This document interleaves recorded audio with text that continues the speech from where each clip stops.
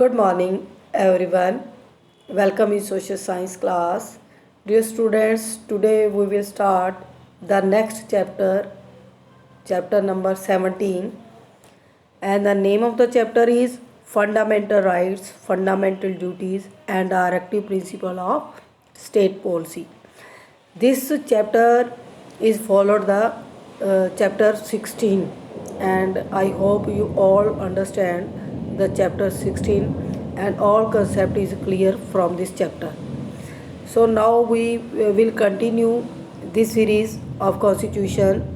In this chapter we know more about the fundamental rights and fundamental duties and what is in the directive principle of state policy.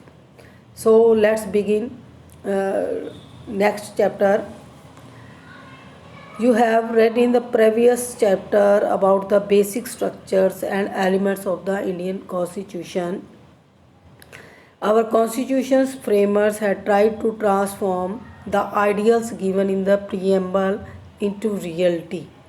Last topic में हमने discuss किया था Indian constitutions, ठीक है, और उसमें हमने उसका बेसिक स्ट्रक्चर पढ़ा कि this is our written documents and it follow the rules and regulation and it describe the powers and functions of the government, and all the framers try to transform the ideals given in the preamble into reality.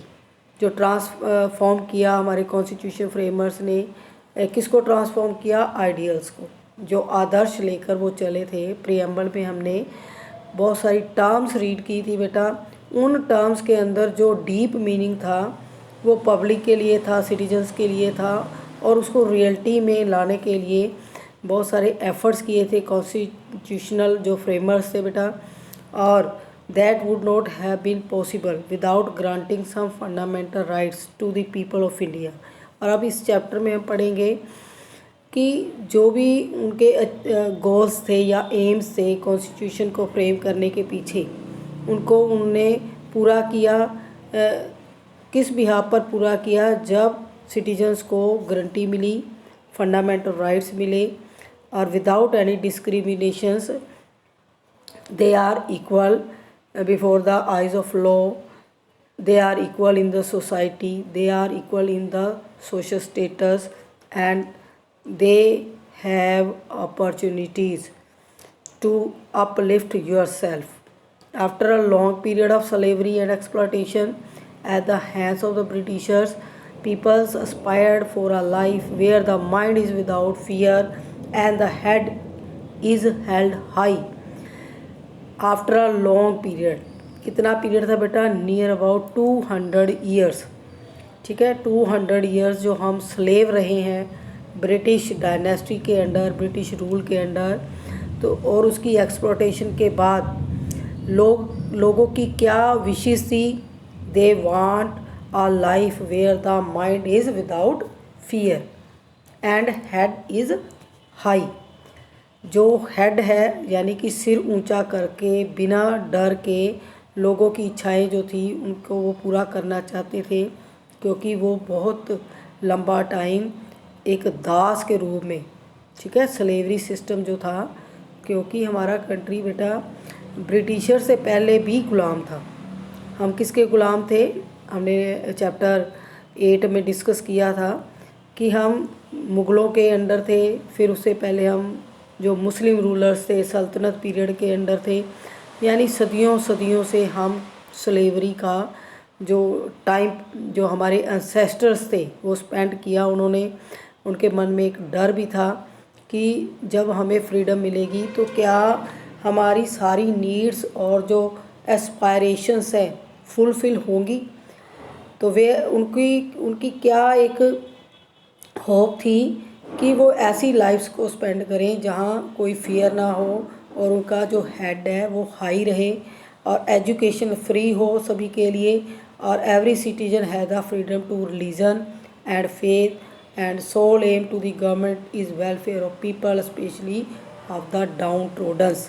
Down ट्रोडन्स के आते हैं जो lower caste हैं, यानी कि उन्होंने wish की citizens ने कॉन्स्टिट्यूशनल फ्रेमर से कि वो ऐसा कॉन्स्टिट्यूशन फ्रेम करें जहाँ पर ये सब उनकी जो विशेस थी वो फुलफिल हों। In this chapter we will study about those provisions of the Indian constitution which help us to achieve our goals and fulfil our aspirations. Aspirations क्या होते हैं बेटा? विशेस। इस चैप्टर में हम क्लियरली पढ़ेंगे कि इंडियन कॉन्स्टिट्यूशन में जो प्रोविज़न किए गए थे उनसे हमें जो हमारे गोल्स थे वो हमने अचीव किए, हमारी जो विशेस थी वो क्या पूरी हुई। नेक्स्ट टॉपिक है हमारा फंडामेंटल राइट्स। इस टॉपिक के थ्रू हम जो है इसका कॉन्सेप्ट क्लियर करेंगे कि हमारी जो नीड्स थी, हमारे गोल्स जो थे वो अचीव किए हैं या नहीं किए बेटा। तो let's start the next topic, fundamental rights. This right we adopted this right from the USA. USA से हमने ये फंडामेंटल राइट्स लिए हैं क्योंकि कॉन्स्टिट्यूशन में हमने पढ़ा कि इसमें बहुत सारी अच्छी बातें थी वर्ड की जिनको हमने अडॉप्ट किया ताकि कॉन्स्टिट्यूशन के अंदर कोई भी ऐसा ड्रॉ बैक ना रह जाए जिससे लोगों की जो विशेस है वो फुलफिल ना हो पाए बेटा। तो फंडामेंटल राइट्स मीन्स हमारे मौलिक अधिकार जो हमें मिलने ही चाहिए। तो fundamental rights were included in the constitution because they were considered essentials for the development of personality of every individual and to preserve human dignity. Fundamental rights को इंक्लूड क्यों किया गया है? क्योंकि ये बहुत ही इम्पोर्टेंट है। These were very essential for our growth, for our development, ठीक है, और for our human dignity. Fundamental rights are an essential element of every democratic country. Essential means क्या होता है? Necessary, important.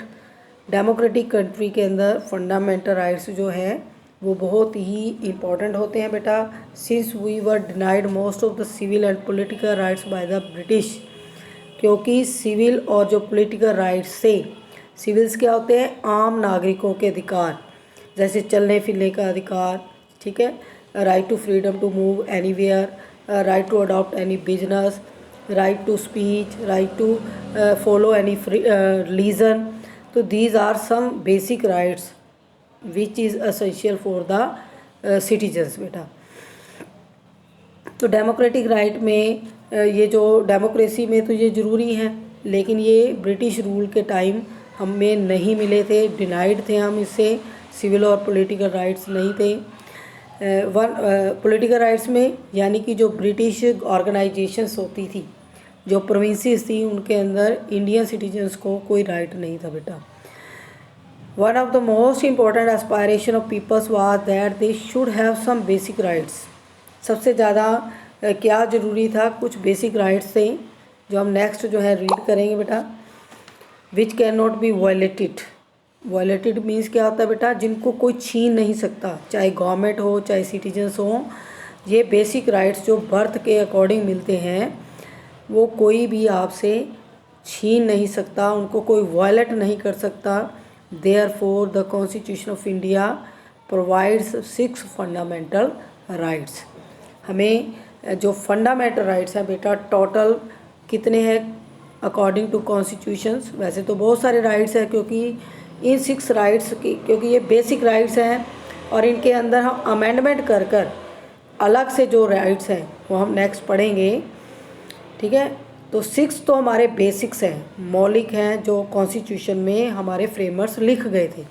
इसके बाद भी बहुत सारे हमें राइट्स मिले हैं जो इनमें ही ऐड कर दिए गए हैं, अमेंडेड कर दिए गए हैं बेटा। तो now we read this 6 topics. Right to equality, second है right to freedom, third one right against exploitation, next one right to freedom of religion, fifth one cultural and educational rights, and last one is right to constitutional remedies। तो one by one हम इनको next read करेंगे और इनको समझेंगे कि इनमें हमें कौन कौन से राइट्स मिले हैं बेटा। डू यू नो में देखें, the constitution of India also provided for the right to property as a fundamental rights. Right to property यानी कि संपत्ति का अधिकार। मैंने आपको पहले भी बताया था कि बहुत सारे अधिकार हमें मिले हैं आज़ादी के बाद, लेकिन जब कॉन्स्टिट्यूशन लिखा गया था तो उसमें बेसिक 6 राइट्स थे और उनमें ही अमेंडमेंट करके इनको जो नए हमें राइट्स मिले हैं वो ऐड कर दिए गए। द 44th अमेंडमेंट, देखो जो राइट टू प्रॉपर्टी है ये किस अमेंडमेंट में आता है, 44th अमेंडमेंट, और किस ईयर में हुआ था, 1978। ये क्या करता है, remove this right from the list of fundamental rights. इसको 7th राइट काउंट किया गया था, लेकिन इसको किस में ऐड किया गया, राइट टू इक्वेलिटी में। बेटा जो हमारा राइट टू प्रॉपर्टी है यानी कि फैमिली के अंदर जो बच्चे हैं, चाहे वो बॉय हो चाहे गर्ल हो, उनका अपने पेरेंट्स की प्रॉपर्टी पर इक्वल राइट है। तो 7th राइट को कट करके, क्योंकि 6th are the fundamental rights, ठीक है, तो 7 राइट कैसे हो गई, तो इस राइट को किस में अमेंडेड किया गया, किस में ऐड किया गया, 1st राइट के अंदर, right to equality. Let's learn more about the fundamental rights. 1st right है बेटा राइट टू इक्वेलिटी, समानता का अधिकार। आप सामने एक पिक्चर देख रहे हो बेटा, एक इसमें तराजू बना हुआ है जिसमें क्या है, दोनों तराजू के जो पलड़े हैं वो इक्वल हैं। ये क्या शो करते हैं कि all are equal in the eyes of law. तो 1st राइट हमारा है राइट टू इक्वलिटी, और इसका 1st राइट हमें क्या मिला है, इक्वलिटी बिफोर लॉ। ठीक है, इसके अंदर हमें और राइट क्या मिला है, prohibition of discrimination on grounds of religion, race, caste, sex और प्लेस ऑफ बर्थ। किसी भी बिहाफ पर कोई भी भेदभाव नहीं किया जाएगा। किस ग्राउंड पर, धर्म के आधार पर, नस्ल के आधार पर, कास्ट जाति के आधार पर, सेक्स क्या होता है, मेल फीमेल, और प्लेस ऑफ बर्थ जन्म के आधार पर कोई भी सिटीजन किसी भी सिटीजन के साथ डिस्क्रिमिनेशन नहीं कर सकता। नेक्स्ट राइट टू इक्वलिटी में बेटा equality of opportunity in matters of public employment.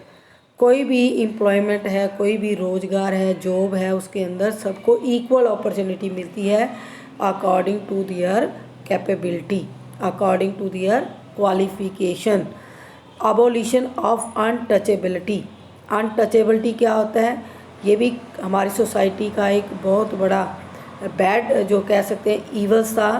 Untouchability कि जो वैश्य और शूद्र कम्युनिटी से बिलोंग करते थे उनको क्या बोला जाता था, अनटचेबल्स, यानी कि सबसे बैकवर्ड क्लास के लोग, उनके साथ कोई रिलेशन नहीं रखता था सोसाइटी में। तो जो कॉन्स्टिट्यूशन जब बनाया गया तो अनटचेबिलिटी को भी अबॉलिश किया गया, रिमूव किया गया बेटा। इसके ऊपर लॉ बना दिया गया कि कोई भी कास्ट के बेस पर डिस्क्रिमिनेशन नहीं कर सकता, अनटचेबिलिटी के बेस पर उनको अपॉर्चुनिटी से दूर नहीं रखा जा सकता। तो इसके लिए भी क्या बना, लॉ बना, और ये किस में ऐड हुआ, राइट टू इक्वेलिटी। लास्ट है abolition of titles. Titles abolition क्या होता है बेटा, रिमूव करना, ख़त्म करना। और टाइटल्स क्या होते हैं, जो भी उपाधियाँ मिलती थी ब्रिटिश टाइम में, बहुत सारे लोगों को बहुत सारे टाइटल्स मिले हुए थे, जैसे सर रविंद्रनाथ टैगोर, सर की उपाधि मिली, ठीक है, ऐसे ही राय बहादुर की, ठीक है। तो ऐसे ऐसे जो टाइटल्स ड्यूरिंग ब्रिटिश रूल मिले थे उन सबको ख़त्म कर दिया। कौन से टाइटल्स रह गए बेटा, जो अभी सेना के अंदर हैं या बड़े जो ऑफिसर्स हैं, आईएएस अफसर्स हैं, आईपीएस हैं, आईसीएस हैं, आईएएस हैं, तो उनके अंदर जो भी उनकी पोस्ट है उसको टाइटल दिया गया, इनको रिमूव नहीं किया गया। बाकी सब राय बहादुर है, ऐसी ऐसी जो टाइटल्स थी उनको अबॉलिश कर दिया गया है। नेक्स्ट हमारा फंडामेंटल राइट है बेटा right to freedom. Right to freedom is also a cluster of 6 freedoms. Right to equality में हमने 5 फ्रीडम पढ़ी हैं और राइट टू फ्रीडम में भी 6 फ्रीडम्स हैं, क्योंकि फंडामेंटल राइट्स भी हमारे 6 हैं और राइट टू फ्रीडम भी 6 जो है राइट्स का एक क्या है बेटा, क्लस्टर है।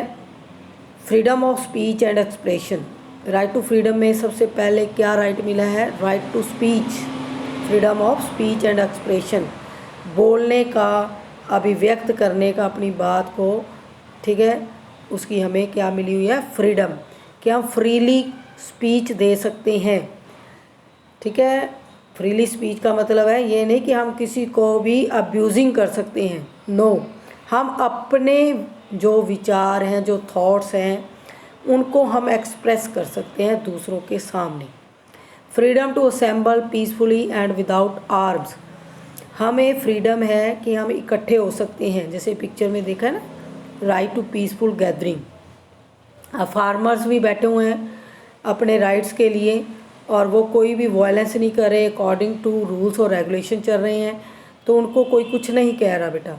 तो हम असेंबल हो सकते हैं पीसफुली, बिना हथियारों के। आर्म्स क्या होता है, वेपन्स, कि बिना वेपन्स के, बिना वायलेशन के हम पीसफुली असेंबल हो सकते हैं। Freedom to form associations and union, association और यूनियंस यानी कि हम सभा और संघ बना सकते हैं। Freedom to move freely throughout the territory of India, पूरी जो इंडिया की टेरिटरी है, जम्मू कश्मीर से लेकर कन्याकुमारी तक, गुजरात से लेकर अरुणाचल प्रदेश तक हम मूव कर सकते हैं। हमें कोई भी परमिशन लेने की ज़रूरत नहीं, कोई पासपोर्ट वीज़ा लगवाने की ज़रूरत नहीं, क्योंकि सारा कंट्री जो है वो हमें किस चीज़ की आज़ादी देता है, फ्रीडम देता है to move freely. Freedom to reside और settle in any part of India, और किस चीज़ की हमें फ्रीडम मिली है बेटा,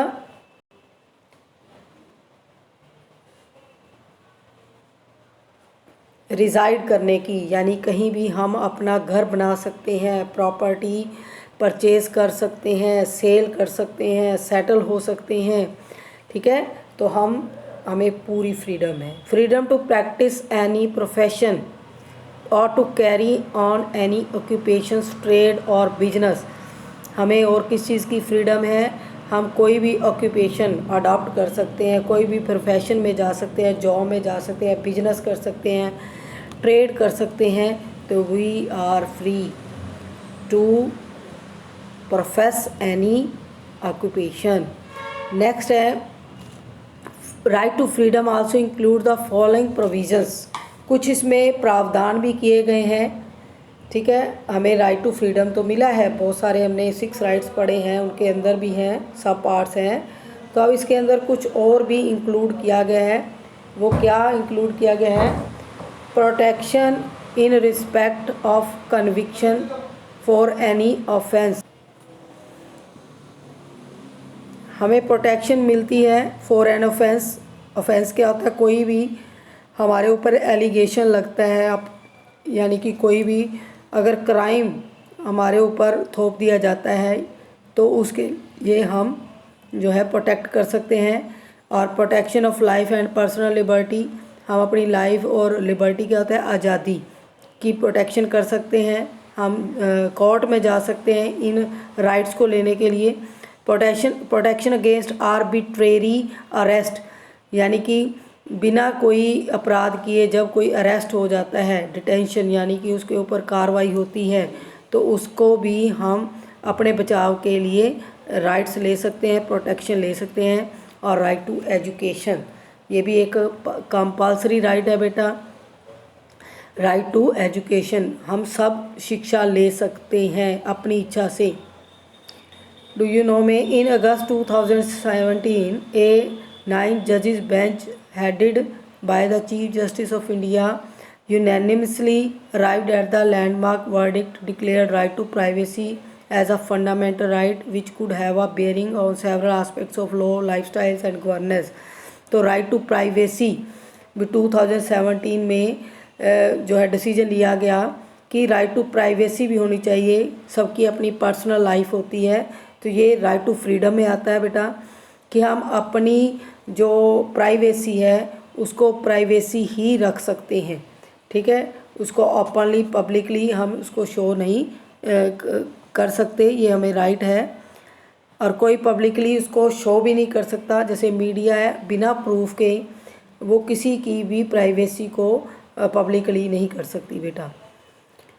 नेक्स्ट है राइट टू एजुकेशन, इसको अडॉप्ट किया गया 2002 for the first time. Fundamental right according to this state shall provide free और compulsory education to all the children in the age group 6 to 14 years.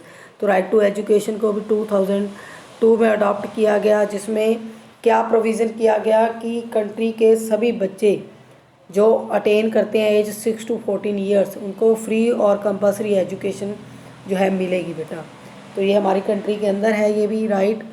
तो यहाँ पर डू यू नो में जो दो राइट्स दिए हैं, right to privacy and right to education, ये कॉन्स्टिट्यूशन लिखने के बाद, आज़ादी के बाद जो है इन अधिकारों को ऐड किया गया था। ठीक है, तो बहुत सारे ऐसे राइट्स थे जो अमेंडेड होकर इंक्लूड किए गए थे फंडामेंटल राइट्स के अंदर। नेक्स्ट है हमारा right against exploitation. Right against exploitation में हमें क्या मिला है, इसका मीन्स क्या होता है बेटा। राइट अगेंस्ट एक्सप्लॉयटेशन मीन्स शोषण के विरुद्ध अधिकार। हमें कोई टॉर्चर करता है, हमारे साथ कोई अब्यूजिंग करता है, ठीक है, हमारा कोई मिस यूज़ करता है, then we use this right, right against exploitation. क्या इसमें लिया गया है बेटा कॉन्स्टिट्यूशन में, देखें, prohibition of traffic in human being. Traffic का मतलब यहाँ पर ट्रांसपोर्ट नहीं है बेटा। ट्रैफिक मीन्स होता है जो ह्यूमन बीइंग के साथ दासों जैसे, स्लेवरी जैसे बिहेव किया जाता था, उनकी खरीद फरोख्त की जाती थी, यानी उनको बेचा और ख़रीदा जाता था। ब्रिटिश टाइम में ऐसे ही होता था बेटा। यहाँ से जो लोग थे उनको दास बनाकर, स्लेव बनाकर दूसरे कॉन्टिनेंट्स में ले जाया जाता था, फिर उनकी वहाँ पर बोली लगती थी, ठीक है, उनको लोग ख़रीदते थे और ग़ुलाम बनाकर एज अ सर्वेंट उनसे काम लेते थे। ठीक है, प्रोहिबिशन क्या होता है, बिल्कुल जो है मना करना किस चीज़ का, ये मनुष्यों की खरीद और फरोख्त करने का। All forms of forced labour, जिसमें हम किसी को धक्के से लेबर नहीं करवा सकते। अगर हम लेबर करवाते हैं तो उसको विदाउट जो है पेमेंट नहीं काम करवा सकते, उसकी पेमेंट हमें देनी पड़ती है, उसको बोलते हैं बेकारी। बेकारी मीन्स वर्क विदाउट पेमेंट, काम लेते रहना और उसके बदले में उसको कुछ भी रिटर्न ना देना बेटा, पेमेंट ना देना। तो ये सब जो है फोर्स लेबर है, बेगारी है, ट्रैफिकिंग इन ह्यूमन बीइंग्स हैं, इन सब के ऊपर जो है कानून बना हुआ है, इनको प्रोहिबिट किया गया है, निषेध किया गया है, इनको मना किया गया है। नेक्स्ट है prohibition of employment of children below the age of 14 years in any factory, mine और हजार्डियस ऑक्यूपेशंस। जो बिलो एज है 14 बेटा बच्चे, उनको कोई भी काम पर नहीं लगा सकता, चाहे वो फैक्ट्री हो, चाहे जो है ढाबे हों, ठीक है, कोई क्लब हो, या माइन जहाँ पर मिनरल्स निकाले जाते हैं, या ख़तरनाक जगह जैसे पटाखे की फैक्ट्री होती है, ठीक है, क्रैकर्स बनते हैं जहाँ पर। तो ऐसे हजार्डियस ख़तरनाक जो काम हैं उनमें बच्चों को नहीं लगाया जा सकता। यहाँ देखो पिक्चर दिखाई है, चाइल्ड लेबर। तो इनके साथ डिस्क्रिमिनेशन, इनका एक्सप्लॉयटेशन हो रहा है, क्योंकि इनकी एज क्या है एजुकेशन लेने की, और ये क्या कर रहे हैं, काम कर रहे हैं। तो ये क्या हो गया, एक्सप्लॉयटेशन हो गया ना बेटा। तो ये चीज़ें जो है प्रोहिबिट की गई हैं। राइट टू इन्फॉर्मेशन वाज, ये भी एक नेक्स्ट राइट है जिसको ऐड किया गया, राइट टू इन्फॉर्मेशन। इसको इनेक्ट कब किया गया था, 2005 में बेटा। तो राइट टू इन्फॉर्मेशन में क्या है, we the people enable to seek information from the government departments और institutions matters affecting the society. कि पीपल्स को राइट है वो गवर्नमेंट्स के जो डिपार्टमेंट हैं, उनके इंस्टीट्यूशंस हैं, जो भी वो इंफॉर्मेशन चाहते हैं उन डिपार्टमेंट से लोग ले सकते हैं, जो उनसे रिलेटेड है, सोसाइटी से रिलेटेड है बेटा। ऐसे इश्यूज़ के बारे में पब्लिक को पूरा राइट है, राइट टू इंफॉर्मेशंस। इंफॉर्मेशन में be denied if it is likely to impair the security of the country. अब हम कहेंगे कि तो हमने तो मिलिट्री के बारे में जानना है या अपने एम्यूनेशन के बारे में जानना है, हमारे वेपन्स के बारे में जानना है, या सीक्रेट्स जो बातें हैं, जो फॉरेन जो इश्यूज़ हैं उनके बारे में, तो वो जो है सिक्योरिटी हमारी जो कंट्री की है वो ख़तरे में पड़ सकती है। ऐसे हम इश्यूज़ के बारे में हम नहीं जान सकते। हम सिंपल इश्यूज़ हैं जो हमारे से रिलेटेड हैं, वो मैटर्स के बारे में हम राइट टू इन्फॉर्मेशन के थ्रू जान सकते हैं। जैसे हमने जानना है एजुकेशन पॉलिसीज़ के बारे में, या हमने जानना है एम्प्लॉयमेंट के बारे में, या आपने कहीं अप्लाई किया है और उसमें आपको कोई रिस्पॉन्स नहीं मिल रहा, तो then you will use your right to information. Next जो हमारा फंडामेंटल राइट है बेटे नेक्स्ट लेक्चर में डिस्कस करेंगे। Till then good bye.